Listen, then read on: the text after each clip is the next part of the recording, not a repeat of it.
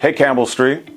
I wanted to take a minute and remind you that we are beginning the What We Believe sermon series this Sunday, January 23rd. The elders and the ministers believe it is really important for us as a church to articulate what we believe. And one reason we believe this is important is because people don't know and they want to know what we believe. What we believe is based on our interpretation and understanding of Scripture. And we believe that all Scripture is authoritative and inerrant Word of God. But it's not enough to just say we believe what the Bible teaches, because there are so many different ways people interpret and understand Scripture today.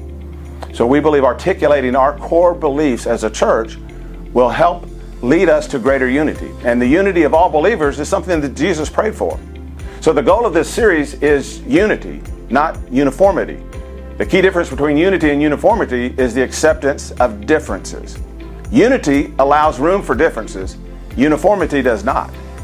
Uniformity is really impossible, but Scripture tells us to pursue unity. Scripture tells us to make every effort to maintain the unity of the Spirit in the bond of peace.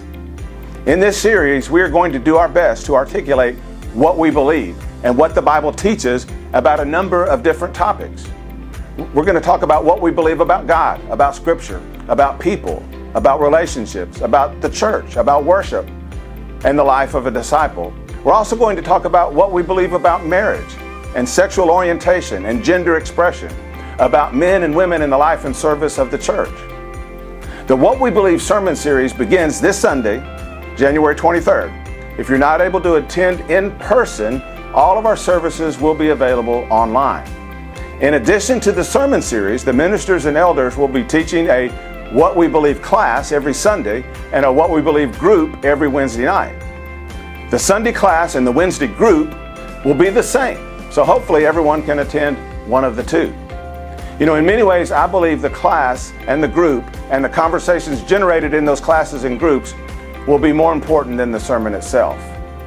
Again, we would love for you to join us in person for the classes and for the groups, but if you can't, we will also be live streaming those classes on Sunday and those groups on Wednesday, because we don't want you to miss out.